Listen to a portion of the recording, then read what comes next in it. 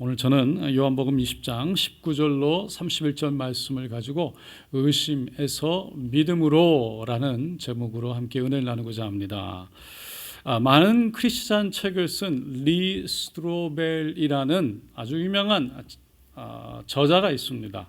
이분은 미주리 대학교를 졸업을 하고 예일 대학교에서 법을 석사 과정을 할 정도로 아주 예리하고 이성적인 사람이었습니다.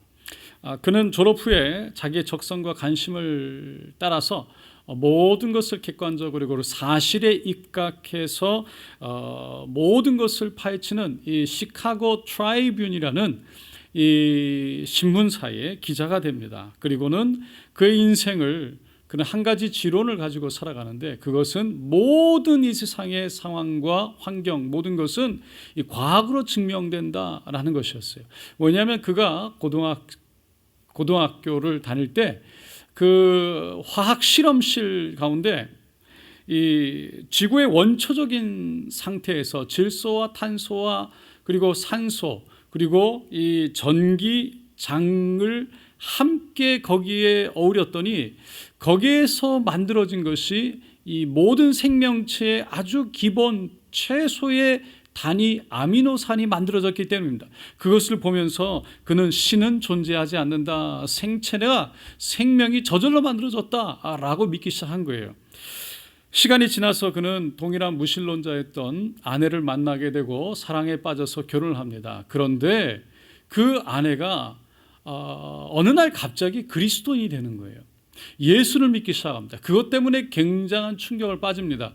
한동안은 그 사랑하는 아내와 사실 이혼에 대해서까지 생각할 정도로 굉장히 심각하게 그 사건을 받아들였습니다. 그런데 실제로 자녀들의 생활과 가정생활에서 너무나도 순조롭게 정상적으로 이렇게 돌아가는 것을 보면서 아주 마음속에 새로운 의구심을 갖게 됩니다. 그것은 정말 하나님은 있는 걸까?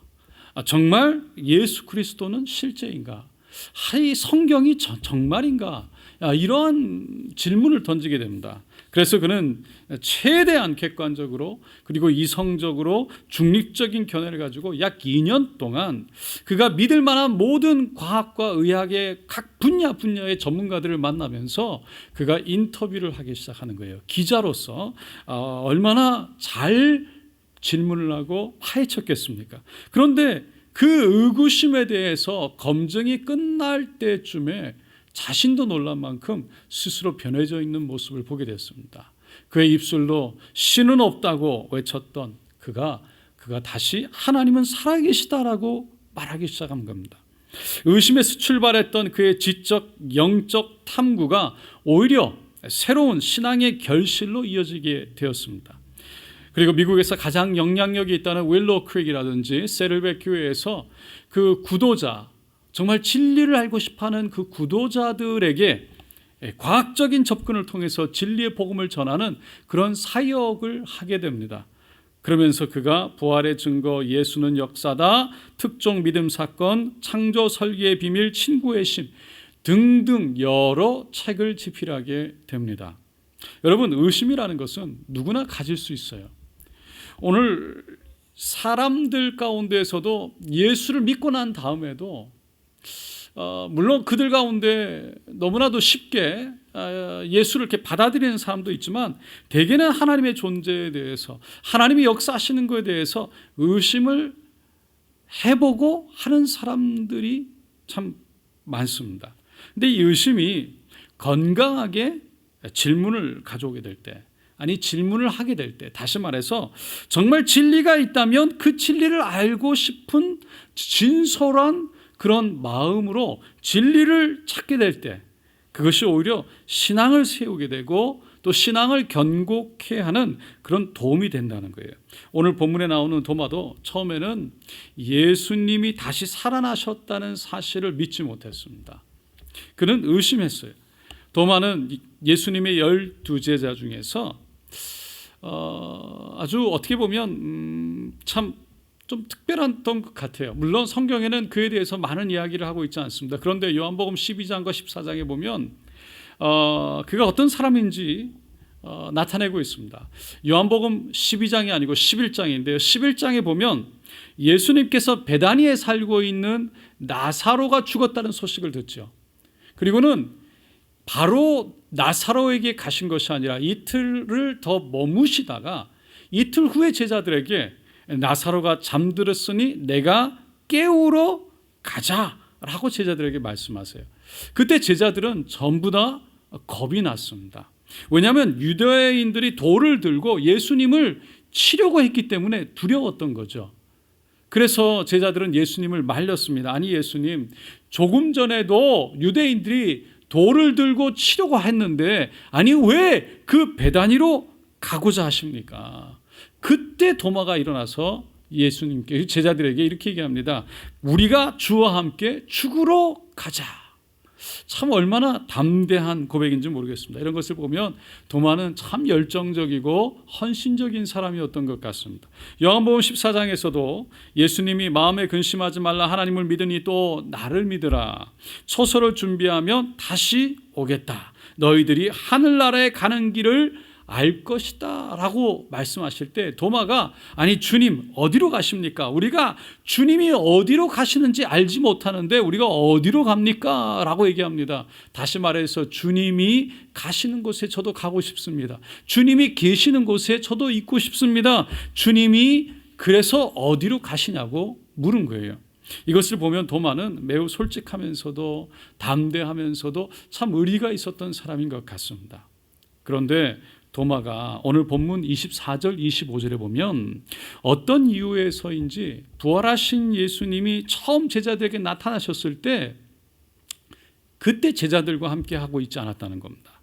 그 자리에 있지 않았어요. 그리고 나중에 제자들과 합류했을 때 예수님이 다시 살아나셨다, 부활하셨다는 제자들의 증언을 들었지만 그는 믿으려고 하지 않았습니다. 그는 내가 예수님의 손의 못자국과 발에 못자국을 만져보기 전에는, 그리고 옆구리에 손을 넣어보기 전에는 믿지 않겠다라고 얘기했어요. 여러분, 도마는 예수님이 십자가에서 손과 발에 못을 받으시고 창을 옆구리에 받으시면서 죽으시는 것을 직접 보았습니다. 그 시체를 거두었고 그리고 무덤에 장사하는 것을 봤어요. 그렇기 때문에 어쩌면 자신의 눈으로 확인하기 전에는 도저히 믿을 수 없다고 말하는 것이 어쩌면 당연한지도 모르겠습니다. 사실 믿음이 없기는 다른 제자들도 마찬가지였죠. 다른 제자들도 살아나신 예수님을 만나기 전에 만나기 전에는 도마와 같이 똑같이 믿지 못했습니다. 막달라 마리아가 예수님 부활하신 그것을 보고 목격하고 달려와서 제자들에게 얘기했지만 누구 하나 믿으려고 하지 않았어요. 엠마오로 가던 두 제자가 예수님을 만났다고 돌아와서 얘기했지만 누구 하나 믿어주지 않았습니다. 여러분, 우리가 본 것이나 또 지금 보는 것을 믿는 것은 누구나 할 수 있는 거죠. 그것은 믿음이 아니라 확인이에요. 믿음이라는 것은 보지 않고 믿는 겁니다. 그래서 히브리서 11장 1절 우리가 잘 아는 말씀, 믿음은 바라는 것들의 실상이요 보이지 않는 것들의 증거니라고 말씀하셨습니다. 여러분, 혹시 누가 여러분에게 아무 이유도 없이 내가 당신이 진 빚을 다 갚아주겠소 라고 말을 한다면 여러분 쉽게 받아들이겠습니까? 쉽게 믿으시겠습니까? 아니, 이 사람이 또 누구를 사기치려고 하나 의심하지 않겠어요? 내가 빚이 갚아지는 것을 봐야, 내 은행에서 빚이 사라지는 것을 봐야 믿지라고 말하지 않겠습니까? 왜 그럴까요? 우리는 이 세상에서 살아가면서 너무나 많이 당해봤죠. 그 사람들의 마음이 갈대와 같다는 것, 아무리 이렇게 하겠다 저렇게 하겠다 그랬다가도 금방 변하는 것도 경험했습니다. 그러니 믿을 수가 없죠. 그러니까 우리가 세상에 살아가면서 이런 경험들을 하면 할수록 우리의 연륜이 쌓여가면 쌓여갈수록 사람들의 말을 믿는 것이 점점점 어려워지는 것 같습니다. 그래서 우리 눈으로 봐야 믿을 수 있다라고 말하는 거죠. 여러분, 그것이 사람들은 정상이다라고 말하고 그것을 세상의 지혜다라고 말합니다. 제가 지금 여러분들에게 하고 싶은 말씀은 그것이 잘못됐다는 것이 아니에요. 그러기보다는 그 늘 주의하고 신중하게 우리가 살아가야 되는 것은 맞지만, 우리가 이 세상을 살아가는 삶의 방식으로 이 똑같이 믿음도, 똑같이 신앙생활도 그대로 적용하고 받아들이고 살아간다는 거죠. 다시 말해서 우리가 신앙생활도 우리가 삶에서 살아가는 것처럼 봐야 믿지, 만져야 믿지라고 말하면서 그대로 그렇게 살아간다는 거예요. 그렇게 살아가는 우리의 사고방식을 인지할 필요가 있다는 것입니다. 우리는 보기 전에는 잘 믿지 않죠. 아니, 믿어지지도 않고 믿으면 안 된다고 생각해요. 그래서 하나님 말씀도 눈에 보이지 않기 때문에 우리는 알게 모르게, 우리도 모르게 스스로 똑같이 세상에서 우리가 대하듯이 하나님 말씀도 그렇게 대한다는 겁니다. 아무리 하나님 말씀하셔도 믿어지지 않습니다. 아무리 하나님 말씀이 나타나도 믿으려 하지 않는 거예요. 이에 비해서 세상에서 말하는 것들, 세상에 있는 것들, 우리 눈에 보이는 것들은 눈에 보이니까 너무나 쉽게 받아들여요. 아무런 여과 없이 인터넷에 올라오는 것들, TV에 보이는 것들, 모든 신문과 뉴스 이런 것들은 그냥 있는 그대로 받아들입니다. 마치 진리인 것처럼 믿어버리는 거죠. 하지만 세상의 정보들도 여러분, 우리가 보고 있는 모든 것들이 진리는 아닙니다. 순간순간 바뀔 수 있습니다. 생각해 보니까 예전에 계란이 참 사람에 좋다고 해가지고 하루에 계란 하나씩 먹으라고 한 적이 있죠. 그래서 다 애들한테 하나씩 먹였습니다. 그런데 어느 날 노란자에 콜레스테롤이 많다고 그 흰자만 먹으라고 그랬죠. 그런데 요즘에 다시 와서 노란자와 콜레스테롤은 전혀 관계가 없답니다. 이게 어느 말이 맞는지 모르겠어요. 언젠가는 또 미역국이 산모에게 좋다고 했다가 또 안 좋다고 했다가 누구는 몸에 받는다고 했다가 그것 때문에 얼굴이 누렇게 떴다고 했다가 이게 어디에 정말 장단을 맞춰야 될지 뭐가 진짜인지를 모르겠습니다. 이스라엘 백성들이요, 출애굽하기 전에 하나님이 내리신 10가지 재앙을 눈으로 봤습니다. 그때 그 재앙을 보면서 10가지를 보면서 하나님이 살아계시구나 확신을 했어요. 그렇기 때문에 애굽을 버리고 탈출을 할 때 어디로 떠나야 될지 모를 때 모든 것을 버리고 떠날 때 그들은 담대하게 떠날 수 있었습니다. 믿음이 있었어요. 6월절에 양고기를 잡아서 먹을 때 허리에 띠를 띠고 신을 신고 손에 지팡이를 쥐고 급하게 먹으라 라는 말씀에 그대로 순종했어요. 누가 식사를 할 때 그렇게 하겠습니까? 얼마나 불편할까요?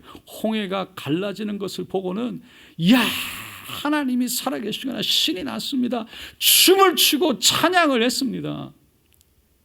하지만 모세가 십계명을 받겠다고 시내 산에 올라갔을 때 모세가 내려오지 않으니까, 그 모세가 보이지 않으니까, 그 모세를 통해서 역사하신 하나님이 보이지 아니하니까, 보이지 않는 하나님을 믿고 기다리는 것이 불안하고 견딜 수가 없어서 그들은 보이는 신을, 황금 송아지를 만들어 놓고 거기에 춤을 추고 경배하고 찬양하고 높였던 거죠. 하나님께서 모세를 통해서 분명히 가나안 땅을 약속하여 주셨고 그 약속의 땅을 들어갈 것이라고 말씀하셨는데, 그들은 보이지 않는 약속의 말씀을 믿기보다 네피림의 후손들, 눈에 보이는 거인들을 바라보면서 그 상황을, 그 현실을 더 믿었습니다. 그래서 그들은 그 가나안 땅을 정탐했던 12명의 정탐꾼들 중에서 10명이 가져왔던 그 부정적인 메시지, 우리가 보기에 우리는 메뚜기와 같고 우리는 능히 그들에 비해서 너무나 작기 때문에 그 땅을 취할 수가 없다라는 이야기를 듣고 가슴을 치며 한탄을 하고 모세와 하나님을 원망하고 불평했다고 성경은 말합니다. 하나님의 말씀, 약속의 말씀을 불신한 거죠. 이스라엘 백성들도 결국은 바로 지금 눈에 보이는 것을 더 믿었기에 약속의 말씀을 붙잡지 못했다는 겁니다. 오직 여호수아와 갈렙만 하나님 말씀을 믿음으로 붙잡고 이 땅은 우리에게 주신 땅이다. 올라가자라고 외쳤습니다. 여러분, 그러나 하나님 말씀은 우리 눈에 보이는 것보다 더욱 실제적이고 더욱 능력이 있으며 그리고 살아서 역사하시는 놀라운 힘이 있는 줄로 믿습니다. 그래서 사도 베드로가 베드로전서 1장 8절로 9절에 예수를 너희가 보지 못하였으나 사랑하는도다. 이제는 보지 못하나 믿고 말할 수 없는 영광스러운 즐거움으로 기뻐하니 믿음의 결국 곧 영혼의 구원을 받음이라. 예수를 보지 못하고도 믿고 또 사랑하고 기뻐하는 성도들에게 그 믿음이 결국은 구원으로 인도할 것이다 라고 그 예루살렘에서 핍박을 받아 그 디아스포라 온 세상으로 흩어진 성도들을 향해서 그들을 위로하고 격려했던 것입니다. 신 갈렙이라는 선교사님이 계십니다. 그분은 어느 날 온몸이 암으로 전이되면서 암과 싸우다가 결국 행복한 암 동행기라는 책을 쓴 분입니다. 이분이 군대에서 예수님을 만나고 제대한 후에 이랜드에서 한 20년간 일을 하면서 본부장까지 했다가 내려놓고 개인 비즈니스를 하게 됩니다. 그리고는 그 비즈니스를 통해서 홍콩, 중국, 중동, 서남아시아 여러 군데 선교 기관들을 세우고 그 하나님의 복음을 전하는데 참 노력을 많이 하게 됩니다. 평신도 선교사로 사역을 하면서 선교 기금을 모으고 또 선교사들을 후원하고 많은 사역을 했는데 2006년 4월에 이 지방 6종이라는 암 선고를 받습니다. 그러는 가운데 이 24번이나 방사선 치료를 하고 암 수술을 하고 또 방사선 치료 24번 했는데 몸이 그 면역 기능이 반으로 떨어지면서 조금만 무리해도 감기에 걸릴 정도로 아주 안 좋았죠. 그러면서 그 모든 시간을 지나면서 다 나은 줄 알았는데 어느 날 병원에서 이 폐에 암이 전이됐고 그리고는 얼마 후에 온몸에 암이 전이됐다고 말하면서 의사가 더 이상 할 수 있는 게 없으니까 집에 가서 편히 쉬라는 말을 합니다. 결국은 사형 선고가 내려진 거죠. 그는 절망의 자리, 죽음의 문턱에 서게 되었습니다. 그때 그가 붙잡은 게 하나님 말씀이었어요. 시편 118편 17절 내가 죽지 않고 살아서 야훼께서 하시는 일을 선포하리로다. 이 말씀을 붙잡았습니다. 이 말씀이 정말 내가 살아서 죽지 않고 주님이 하시는 일을 내가 선포하리로다 고백하면서 그 말씀을 붙들게 됩니다. 그러면서 우리가 잘 아는 말씀 로마서 8장 28절 우리가 알거니와 하나님을 살아가는 자 곧 그 뜻대로 부르심을 입은 자들에게는 모든 것이 합력하여 선을 이루느니라. 슬펐던 일, 즐거웠던 일, 기뻤던 일, 감사했던 일, 나빴던 일, 상처 주었던 일, 상처 받은 일 모든 것이 합력하여 선을 이루게 될 줄로 믿습니다. 하나님 앞에 올려드리기 시작합니다. 그러면서 그는 이렇게 고백합니다. 암이 시련임은 분명합니다. 그러나 저는 하나님께서 이런 시련을 주신 데에는 그만한 이유가 있다는 절대 긍정의 믿음을 가지고 암이 저에게 온 이유와 암을 통해서 이룰 수 있는 목적을 생각했습니다. 그렇게 절대 긍정의 믿음을 가지고 나갔을 때 하나님의 진리 안에서 암에 대해서 올바르게 이해하고 나니 암을 다스리면서 다른 암 환자를 돕고 하나님의 복음을 전하는 선교사로서의 삶을 사는 영광을 누리게 되었습니다. 여러분, 우리 인생에 왜 폭풍우가 몰려오지 않겠습니까? 왜 비바람이 칠 때가 없겠습니까?